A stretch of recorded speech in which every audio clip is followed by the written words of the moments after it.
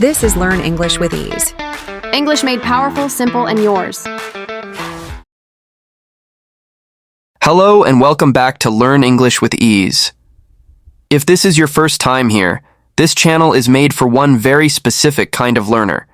People who understand English, who can listen, read, and follow conversations, but feel blocked when it's time to speak. Before we start, subscribe to this channel. And here's the reason you should stay till the end of this episode. Today is not a grammar lesson. Today, you're going to understand why your brain stops you from speaking even though you know English. And once you understand this, the way you practice English will completely change.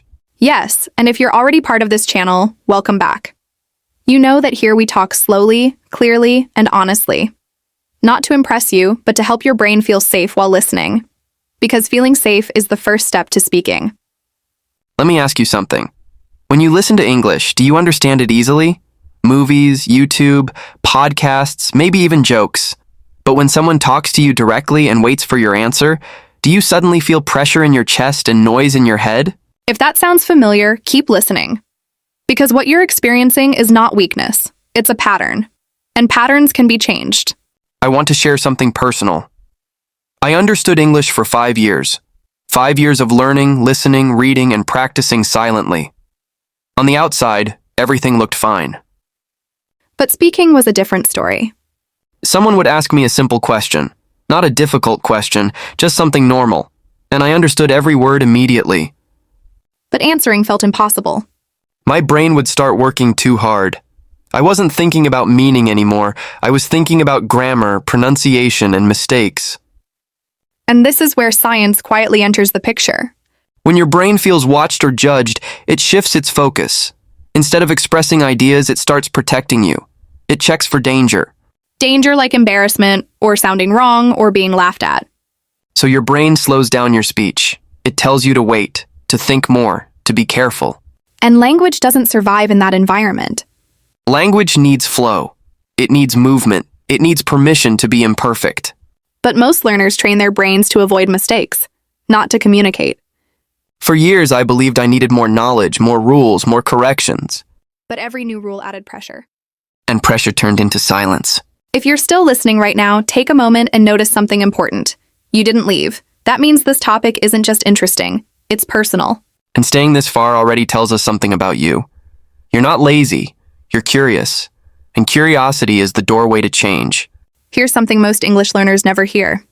Understanding English and speaking English use different systems in your brain. Understanding is passive, speaking is active. If you train only understanding for years, your speaking system stays quiet.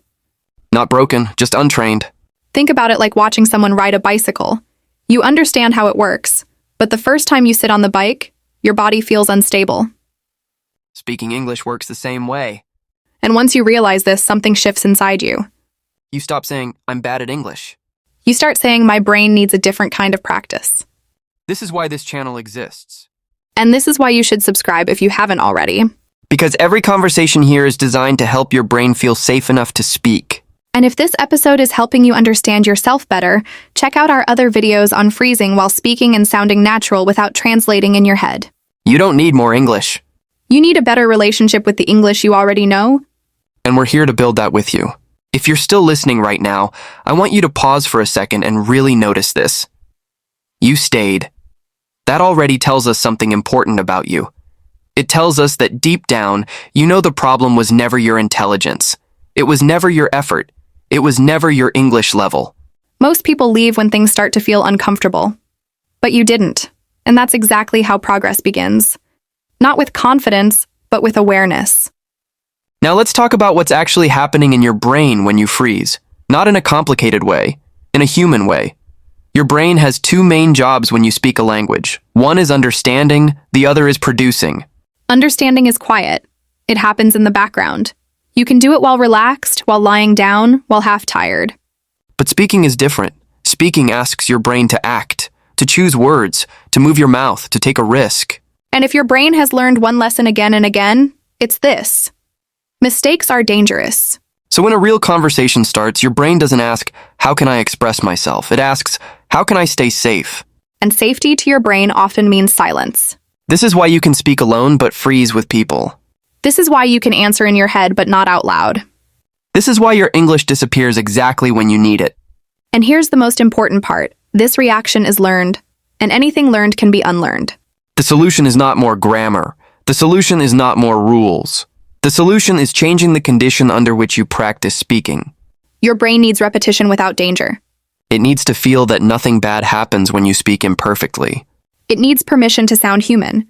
That's why forcing yourself to speak perfectly never works. But allowing yourself to speak badly does. This is where most learners get confused. They think confidence comes first, then speaking. But it's the opposite. Speaking comes first. Confidence follows. Confidence is a result, not a requirement. If this is making sense to you, that's not an accident. Your brain is recognizing itself in this explanation. And that's why we build this channel the way we do. Slow conversations, real topics, emotional safety. Because fluency grows in calm, not pressure. Before we finish, I want to say this clearly. If you've ever thought, I've been learning English for years and still can't speak, there is nothing wrong with you. You didn't fail English. English training failed your brain. And that can be fixed. One conversation at a time. If this episode helped you understand yourself better, subscribe to Learn English with Ease. Not for daily motivation, but for long-term change. Every episode here is connected. Each one gently retrains your brain to feel safe with English. After this, we recommend you watch our conversations about freezing in conversations and how to stop translating in your head.